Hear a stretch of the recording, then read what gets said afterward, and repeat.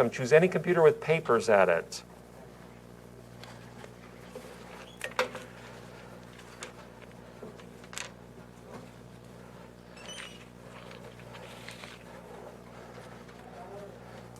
Today's a bit of a fluff day, but it allows us to kind of get started and get the ball rolling a little bit. Hi, I am Mr. Brooks.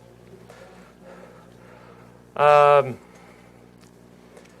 am not a teacher in the normal sense of the word, a teacher.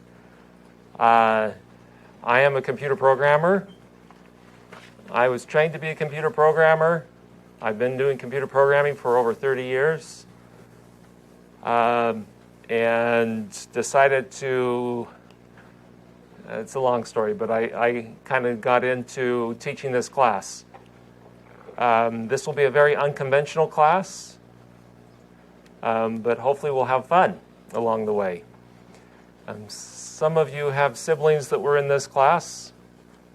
Some of you have even been in this class before, and you're back. Glad to have you. So I'll tell you a little bit about me, and then you're going to tell me a little bit about you. It will be hopefully very painless.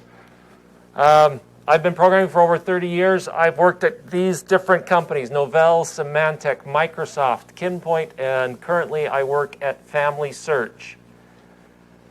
I've worked on all sorts of products, none of which you've heard of, other than maybe you've heard of Family Search. Or if you've used Kinpoint, I'm sure all of you have used Kinpoint. If you use the Take a Name app, or if you use the Kinpoint website, I worked on that. I got a bachelor's degree in computer science from BYU. I went to Orem High School, version 1.0. All of my children went to Orem High School, version 1.0 and version 2.0. I live here at Orem. I've been here for a good portion of my life. I grew up in Hawaii, on a small island called Oahu, in a small town called Laie. I was too dumb. Hey, good morning. Tell me your name. Brandon. Brandon. Welcome, Brandon. Choose any computer with papers at it. Sorry, not to call you out, but I'm calling you out. I like computer programs. I like computer programming. Computer programs is like solving a puzzle. You're putting together different pieces of code that end up making something, in some eyes, is very beautiful. It's a lot of fun. It's a very creative process. There's always multiple ways to solve every problem. And when you get it all working, which is sometimes very hard, it's very rewarding to me. I realize that some people need tangible things to work with. That's okay. So my real job, I work working for Family Search.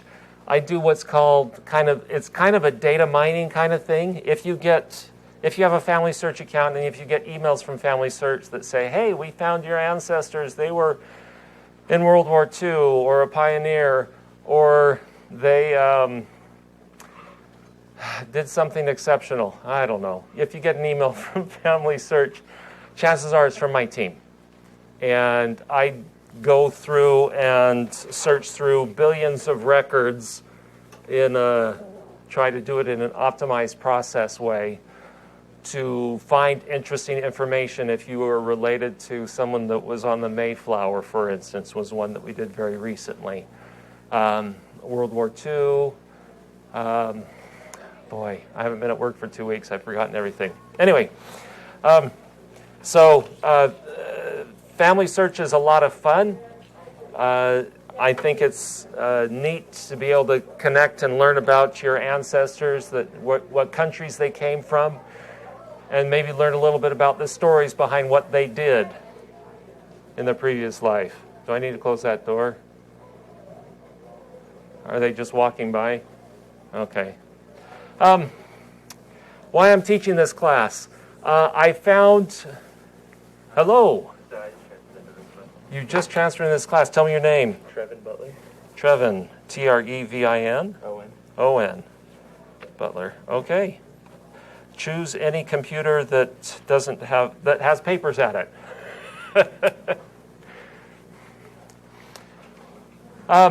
I got into teaching this class with a friend of mine who was teaching this class, and I was just assisting him. And then one day, in the middle of a semester, he had to bail out. And I took over a few years back and have been doing it ever since. The papers at your desk is called the disclosure document. At the top right corner, if I'm not mistaken, top right corner, yes, is my email address. I am in email all day, pretty much every day. I'm not always able to respond immediately, but that's the best way to get in touch with me. I don't have office hours here at the school. I don't have prep time here at the school. I am at the school on A days, first period. I show up before school. I leave after this class and go to my full-time job. And that's the only time you'll see me here at the school, unless you come to a play or something like that.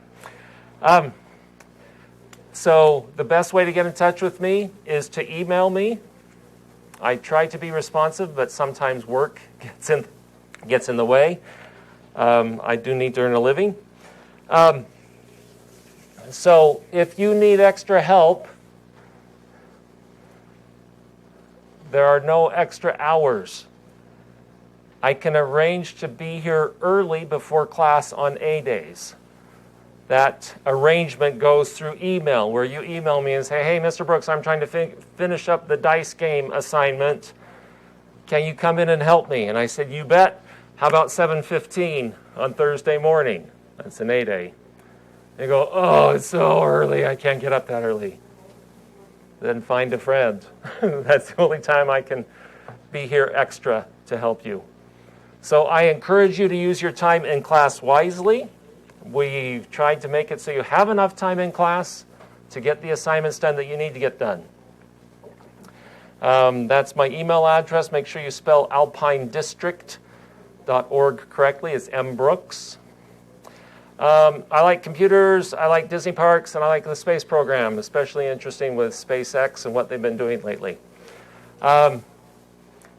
If you have a strong aversion, or if Disney is somehow a trigger for you, I suggest you transfer out of this class.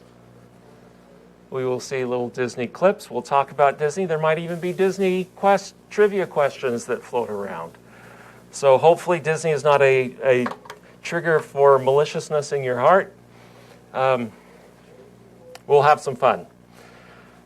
All right, I'm going to pause. All right, this is the scary slide. The scary slide. Are you sure you want to be here? This class is only offered first period on A days.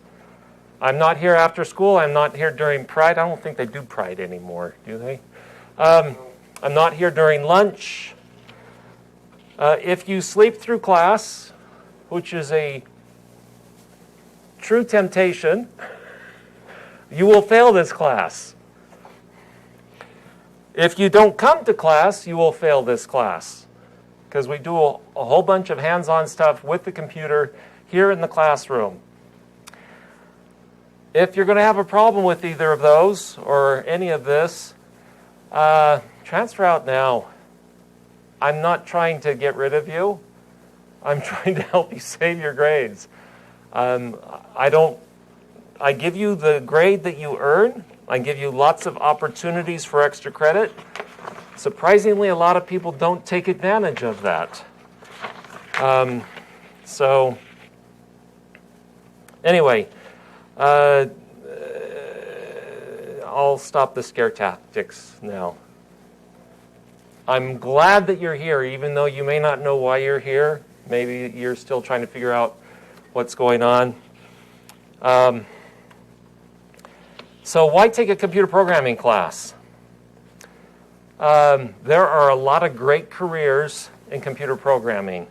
There's a flyer up here about that school up north called University of Utah, where if you graduate with a degree in computer science, 92% of students have jobs before they graduate. That's huge. There's always internship opportunities, and the average starting salary is $87K a year. In Utah, that average starting salary is about $73,000. Out-of-state average is $112,000. So if you went to somewhere like the Bay Area or some big city outside the state of Utah, you might be able to get as high as $112,000 starting pay, bachelor's degree, computer science. The great thing about, you can take one of these flyers if you'd like. The great thing about programming careers is it's great for allowing you to work from home. Ever since March 13th, 2020, I've been working from home. And everything's going well. Still working together as a team, still getting code done, still employed, just using up all of my internet bandwidth. Still working on that. Hopefully Utopia will get there soon. So there's great job opportunities in this valley, in Salt Lake Valley, for computer programming. You know, the area between Lehigh and Sandy has a ton of tech companies up there. A ton of tech companies that are always hiring, and you can get a job immediately. So there are gaming companies if you want to write games. That is among the hardest computer programming jobs there is. Hard because it has to marry two very different parts of your brain that if you're really good at computer programming, that's the logical side. You need the creative side, the right side, with art and stuff like that, to really do well at gaming. There's a lot of art. There's a lot of physics. There's an enormous amount of math in gaming. When you have to figure out the trajectory of a projectile and its impact and damage and so on and so forth, it is not trivial. Mobile devices have a huge potential for programming. Using the tools that we get started with in this class, you can take it beyond and start writing programs on your own for iOS, or Apple devices, or for Android devices. You can also compose websites using some of the skills that we learn. But really the bottom line, any line of work that you go into can benefit with your ability to write programs. If you go into sports medicine, let's choose sports medicine, you're dealing with spreadsheets and data and patients and progress and percentages and goals and things like that. You can code things into those. If you go into the medical profession, a good buddy of mine graduated with me with his bachelor's degree in computer science and went on to become a pediatrician. Lives in Kansas now.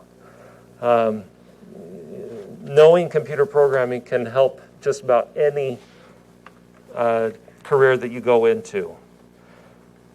All right. We are going to be writing Windows desktop apps. They're not Windows Store apps. Everybody has a Windows phone, right? No one has a Windows phone now. Windows desktop apps, that means that they'll run on your Windows computer here in class or at home. We'll be programming in the language called C#. C# started out as a programming language called C, a long time ago. C became C++. Another variation came up to C++. Don't run that now. Quite yet. There's a couple specific steps. And then C++ had an add-on to it, became C#. C#, we could have used a whole bunch of different other programming languages.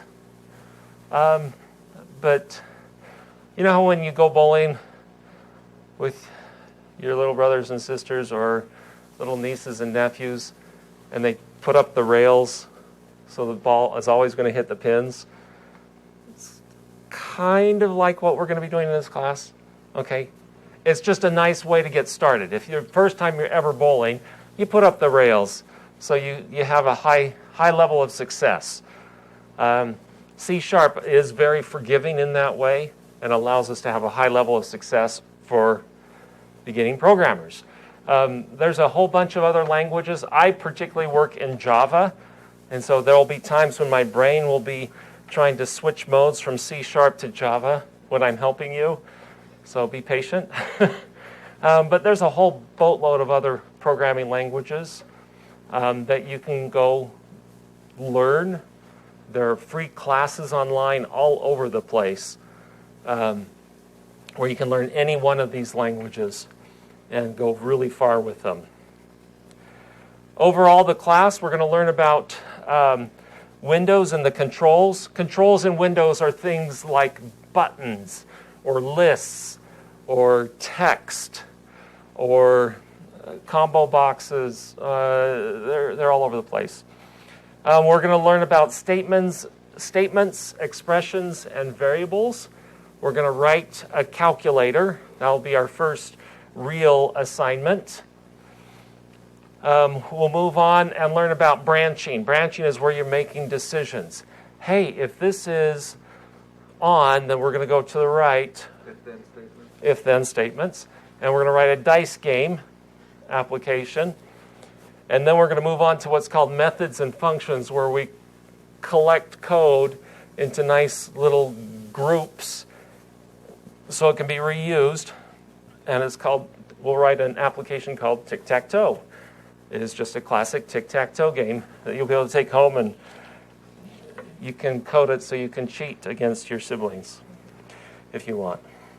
We'll do a looping assignment. We'll do a loan calculator among a couple other little mini calculators, but learn how to do loops.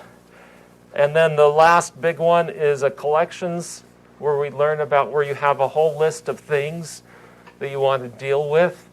And we'll be writing a card game assignment there. And if we have time, depending on COVID and things like that, we'll do a final project. We may not be able to do the final project. We couldn't do it last semester. Things were bad. Anyway, things we'll learn about besides computer programming. We'll learn how to get around the computer. Hopefully you all know how to use a mouse. You all know what it means to copy and paste. How to edit a document. There's this thing called current events. Each term you'll have an assignment, so you're going to have this assignment twice, where you'll be expected to do a current event. I will be giving you examples of current events before you're expected to be doing the current events. Don't worry too much about it right now. We'll talk about it more later. We'll learn a little bit about how computers work, ethical issues about computers, how you can write code that would steal people's passwords and be very malicious or be very kind, and talk a little bit about career opportunities, and we'll talk about how programmers do it, how they develop software, what's a good process to follow for developing software. It's called the software development life cycle. A little bit of housekeeping. You've all been given a disclosure document. It's that document in front of you. That gives you an outline of a lot of what we just talked about. It tells you about how we'll be doing the grading. It tells you how to contact me, where the class website is. First page, upper left corner. That will be very important and helpful to you along the way. But most important is the last page. If you look at the last page, you need somebody that is responsible for your personal well-being and safety, parent, guardian, or otherwise, to sign it and turn it back in. This is a thing that we get to do as part of being in school. So this is the first 50 points of the semester. So take it home. I only need that last page back. It'll have your name on it and the signature of a parent or guardian and a date. You bring it back to me and it's 50 points. Whew, that's hard. I hope that's not hard. Okay, disclosure document. Next, on the disclosure document, talks about the class website. Brooks Programming. Programming has 2 M's. .weebly.com. This is where you will go to submit your current event assignment or current event proposal. The class website looks something like this. Hey, here's that disclosure document. If you forget or lose or the dog eats your disclosure document, you can go here and print out a fresh copy. If you would like a copy of these slides, they are right here on the first day presentation. And then this is kind of just a layout of everything else that's coming this semester. Don't get too overloaded, just kind of focus on getting started and we'll go from there. This big button at the top, this Submit Current Event Proposal, is a place where you'll come and you'll click and you'll fill out a form and you'll submit it to me to do a current event proposal. We'll talk more about that later. Programming assignments will be all turned in via email. You will email me at that email address at the top of the disclosure document. And then I will take a look at it, correct it, then I will email you back to the same email address that you emailed me from. I don't care if you use your Alpine email or if you use your Gmail, Hotmail, AOL, Yahoo, I don't care. I have to use my Alpine. So you will email me at my Alpine email address, and you can use your preferred email address. Try to use one that you'll monitor at least periodically. I know a lot of you probably don't look at your Alpine email at all. What happens way too often is a student will turn in their homework, I'll send it back to them and say, hey, if you fix these 3 things, you can get 100% on this. Got to do it by the due date. And then they'll show up and they'll say, hey, did you ever correct my homework? I said, yeah, I gave it to you, and you got this score. Oh, I didn't see that email. Oh, well, it's now too late to turn it back in for getting the rest of the credit. Okay. So email is the best way. Use the email address that you prefer, but you have to use my email address. I encourage you, if you want, if you can, if you have Windows, Brad, I'll talk to him, to work at home as much as possible. You can install Visual Studio, that's the main tool that we're going to be using, at home for free on your Windows computer, and work on the assignments there. It is not required. It's not mandatory. I plan on giving you plenty of time in class, but this will help you if you want to take advantage of that. You will be given a thumb drive. As part of this class, you will be given a thumb drive to use for storing your assignments on. I'm going to be placing an order for those this week, and those will be in hopefully first of next week. We'll see. The thumb drive is nice because then you can take it home and you can use it at home. It also means that these computers here at school, a school technician can wipe and erase these computer hard drives anytime he wants. And so if you store your files on these computers and you come in one day and he had to wipe the computer for whatever reason, and you say, but my homework was on it, sorry, I guess the dog ate your homework. It's still late or non-existent. I can't give you credit for something you didn't turn in. And you'll email me to turn in assignments. Don't worry about the delete bin and OBJ folders. We'll talk about that later. Don't procrastinate. Typically, I'll give you 3 class periods for getting an assignment done. And so some of you will just blow off the first 2 days and then try to binge getting it done on the last day and not make it. And then you turn it in late, and then you're behind on the next assignment, and it just snowballs from there. Don't put those things off. We will be doing a few non-programming assignments, the current events. We'll do worksheets along the way. We'll learn about binary numbers. My favorite assignment of the semester is the history of computers. They'll be during the second of the 2 terms. We'll be doing a couple of tests, so long as COVID doesn't get in the way. And I will be putting all the grading into Skyward. So you should be checking Skyward to see if you've turned in something and it doesn't show up. In Skyward, you can email me and start pestering me saying, hey, Mr. Brooks, I turned in my assignment. You didn't put it into Skyward. Okay? Late work, early work. When you turn in work late, you lose 25% right off the bat. So if you would have gotten 100%, you now get 75%. Or instead of 100 points, you get 75 points. Early, if you turn it in early, I correct it and I turn it back to you and I say, hey, this is still not due till next week.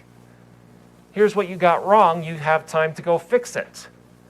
And you can fix it and get it right, and then you can turn it in. You can do that as many times as you want before the due date and still get up to 100%. So it's to your benefit to turn things in early.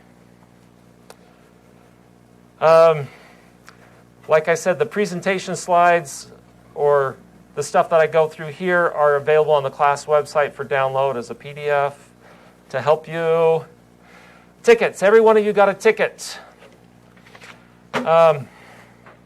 Tickets are turned into this fabulous, robust plastic box up here. You turn in a ticket by writing your name on the back of the ticket and you put it in the box. Throughout the course of the semester, we have prizes. Prizes look like this. Bubble wrap. This actually has proven to be quite a popular prize. HDMI cable, a USB fan.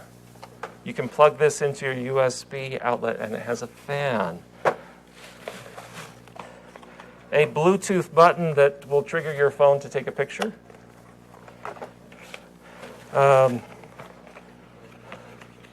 These are black and pink earbuds called ProBuds.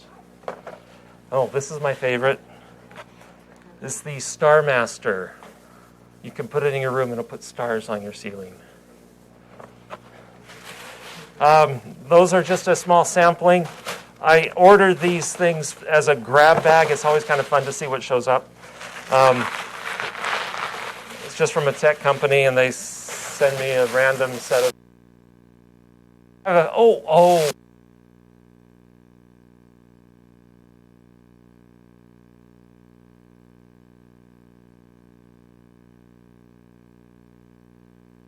We'll save to the last thing to be gone off. This one, last semester, no one won it. It's the Sword of Zelda. It's a power bank. So you can charge it and charge your USB devices. But is this like the Sword of Zelda or something?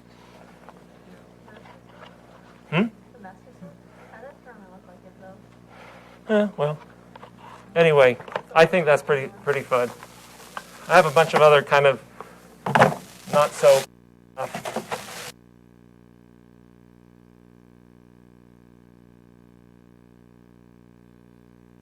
Along the way, I'll show you how we'll do those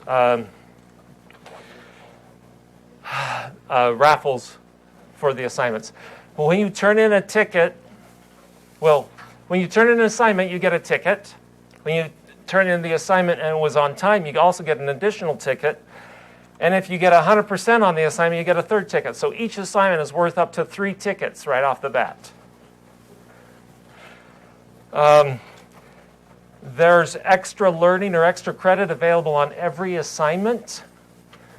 And those extra credit items give you what's called a green ticket.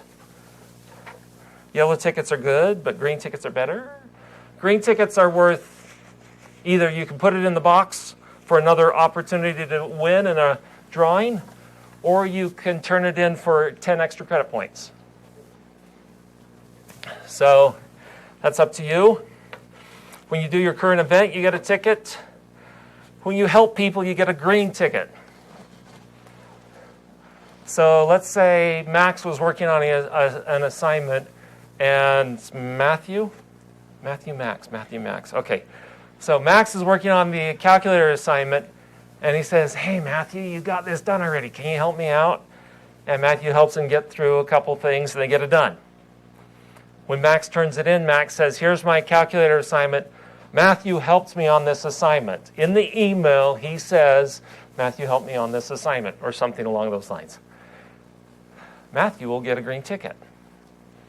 Now, the next assignment they're working on is what's the one that comes after calculator? Dice game. They're working on the dice game. It's like Yahtzee. Now they're working on the Yahtzee game, and this time, Matthew says, hey, Max, you gave me a green ticket last time. I'll give it to you this time. And so this time, when Matthew turns it in, he says, Max helped him. I'm not checking and saying, hey, Max, how did you help him on that? I want to verify that you helped him. No, I'm just taking it on the word. Okay?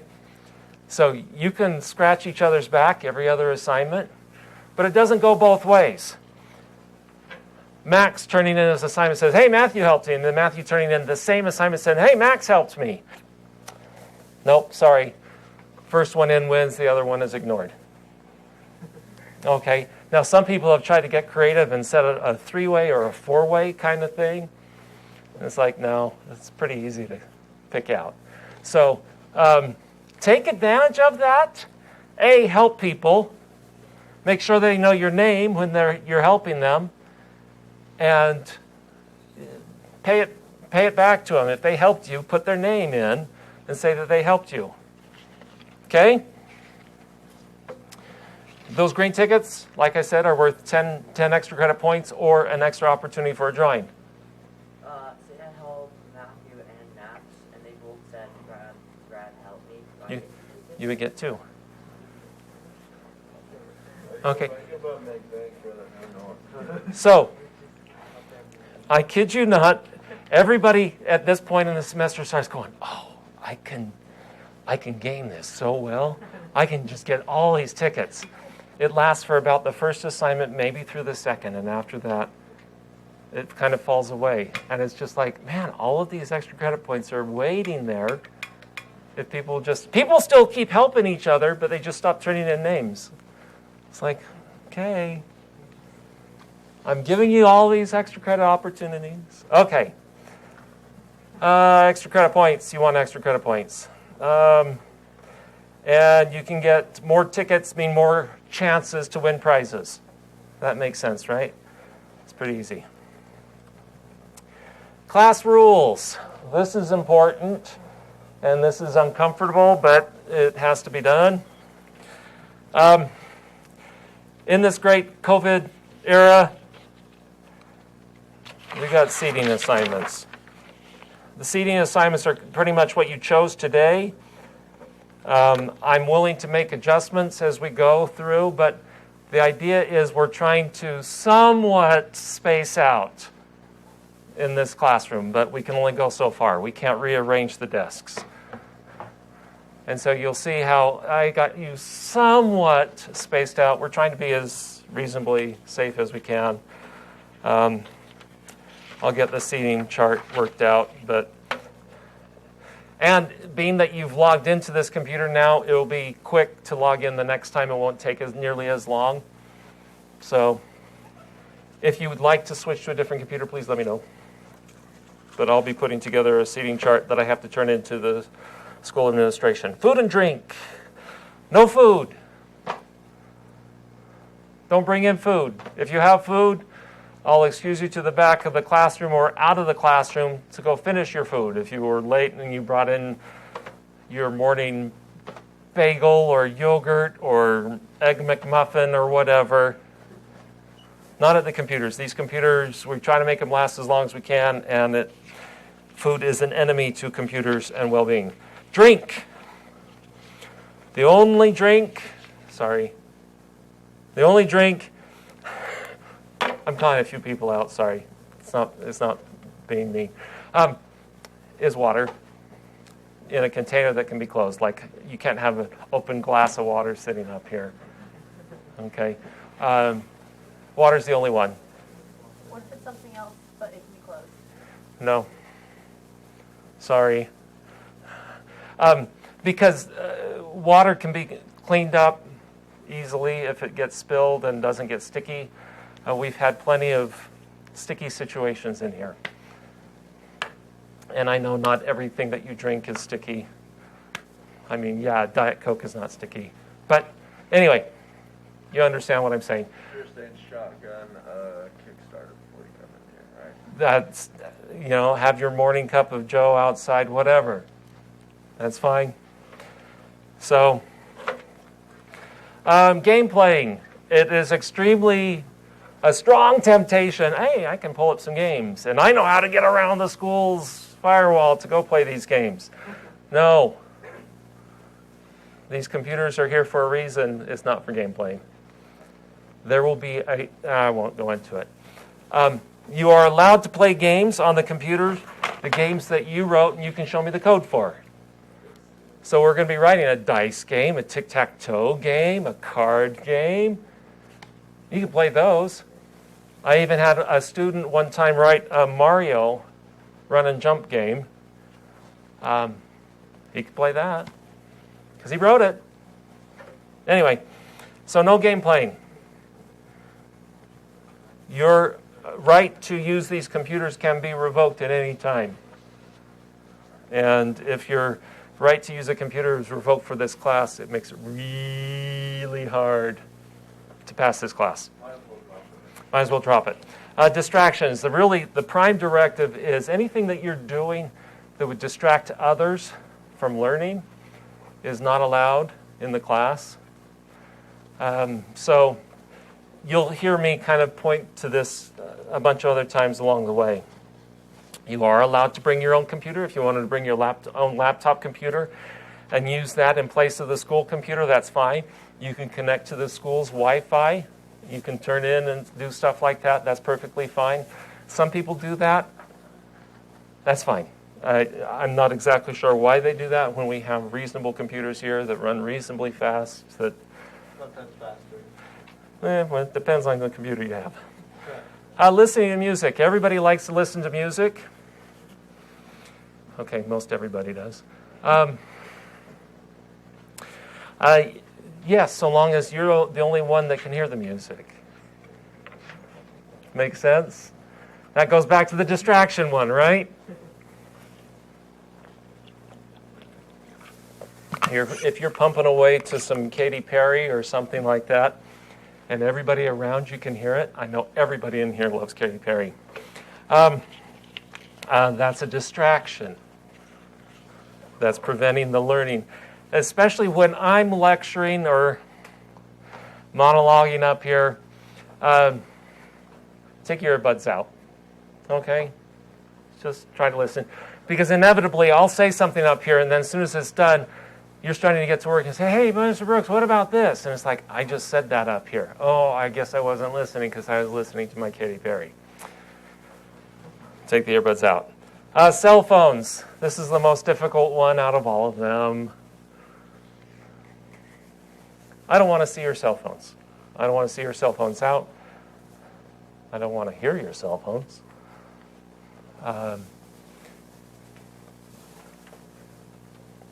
Cell phones are a distraction. You wanting to text your friends are texting you. There's Last semester, there was one that said, hey, Mr. Brooks, can I get my cell phone out because my mom is maybe going in to have a baby, and they'll text me if she is. It's like, yes, you can have your cell phone out for that. Just talk to me, okay? I'll try to be reasonable about it and stuff like that. But I just don't want to see your cell phones. And some of you are going to be doing I have it way down here below the desk, and I'm kind of leaning over like I'm tired. You're not paying attention. It's a distraction to you, and oftentimes it turns into a distraction to others.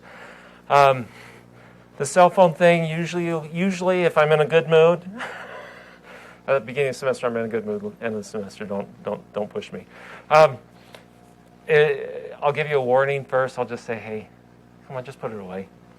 Okay? Okay.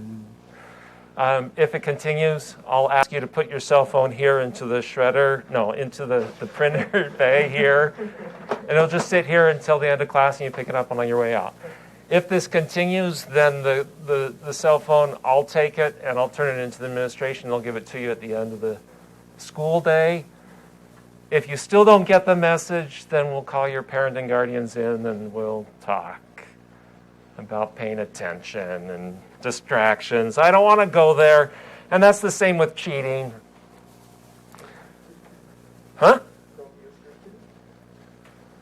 Yeah. There's a whole bunch of code available on the internet. There's a lot of good examples of code out on the internet. I use it all the time in my job. You might be tempted, those of you that have siblings that have taken this class, to simply turn in the same files that they did. Really quickly, as the semester goes, I learn your individual fingerprints in your code, if that makes sense. I learn how you code, how you name things, how you lay out the code, all these different kinds of things. And believe it or not, as soon as you copy-paste something from the internet in and use it, almost always it goes above and beyond what we've learned in class. And so I'll call you out and I'll say, hey, how did you know how to use this polymorphic construct here? And you go, what? Well, you're using polymorphism here where you have two different signatures for the same method name and you're able to override the method name signatures. I didn't know I did that. This isn't your code. And usually when I see something like that, I search for that code on the internet and find it and call you out. You get 0. We get to go to the administration's office and meet with your parents. I don't want to do that. Just don't go there, okay? All right. We're running out of time. We're going to go really quick. Every class day, we start with what we call a bonus question. A bonus question starts out, open up your browser, get logged into your email, whichever email you want to use. I don't care. We start out the class day with a bonus question. The bonus question usually goes along with something related to what we talked in the last class period or recent class periods. You create an email to me, mbrooks@alpinedistrict.org. Make sure you spell it correctly.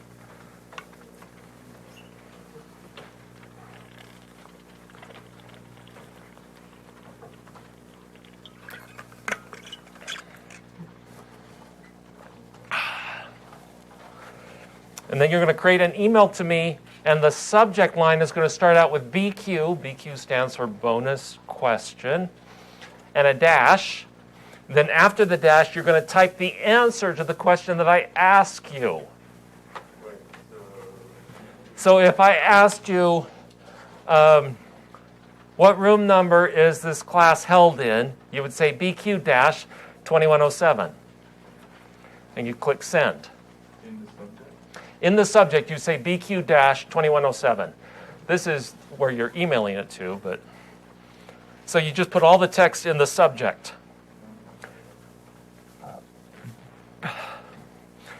The first to arrive in my bonus question folder because you put BQ in the subject line. The first to arrive in my bonus question gets a ticket.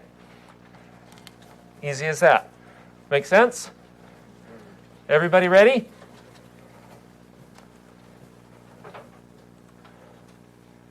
First email to arrive with the correct answer wins a ticket. I'll read it to you. What is the name of the first company I worked for? What? Now keep in mind, the slides are available on the class website, and the answer is in those slides. Or you can just remember, sorry, you may have not been here for that part. You're at a strong disadvantage for that part. And so I start watching the emails come in.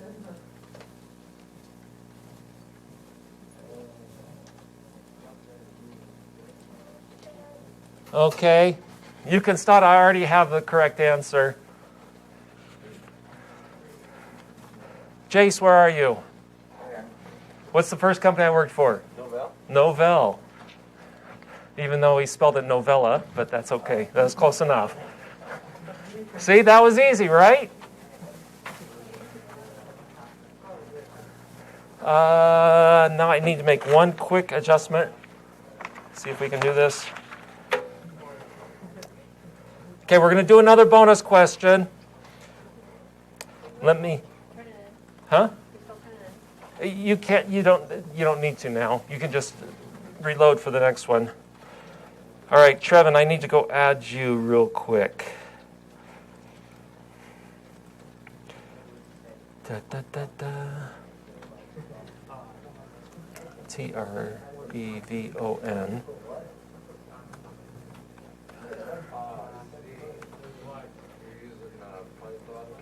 Nope. I start trimming down just to the names. Okay, I'll do that later. All right. This is just a text file. I'm using Python. Ah, ugh. Python. It's just a text file. All right, we're going to use the randomizer for the next one. So same thing. Email to mbrooks@alpinedistrict.org. Put BQ in the subject line. Put your answer after the BQ in the subject line. I'm going to clear my folder.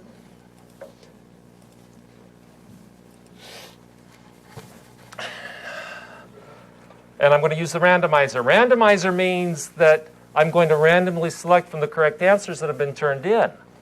So it's better to be right than to be fast. Make sense? Okay. What programming language will we use? Again, you can go back to the class website, look at the slides if you want. And make sure before you leave classroom today, put your tickets in here. Make sure your name is written on the back of the tickets or ticket. Not many have more than one at this point. Quick question. Yes? After a drawing, you empty out all the tickets? Nope, I leave them in. The only one that leaves is the one that I drew. All right. We're getting a lot of correct answers, but not all correct. All right. Michael, did you get it right? Yes. It's C#. You, Michael? Yeah. I would have guessed because you were the most excited. The C# is the programming language. I love coding in C#. So, there you go. All right. In the few seconds that we have left, let's see if we can get Visual Studio initialized on your computers. You're going to press the Windows key and type the word visual, V-I-S-U-A-L. So if I do that on my computer, and I press the Windows key and I press visual, type visual, you're looking for something that says Visual Studio 2017. Looks like this. Are we allowed to use the newer versions of the Visual Studios? Or? If you bring in your own computer. Okay. Do you see that? Then you're just going to click on it, and you're going to start Visual Studio running. Mine's already initialized, so it's not going to show you. It's going to show you a black screen that looks something like this, or more rectangular-ish. And when it gets to this screen, you're going to say, not now, maybe later. If you want, this is definitely not required, you could sign into a Microsoft account that you have. Microsoft account might be something like a Hotmail account, a Live account. Not many of you have those, but maybe some of you do. You're going to say, not now, maybe later. And you're going to get to this screen. Important decision point here. Not decision. Make sure you, in the development settings, choose Visual C#. And then below here, it allows you to choose different color themes. I don't care what color theme you choose. Choose whatever you like. Then you'll see something like this, preparing for first use. And then it will get to the starting screen that's going to look something like this. Yes. Good morning, Tigers. Please stand for the Pledge of Allegiance.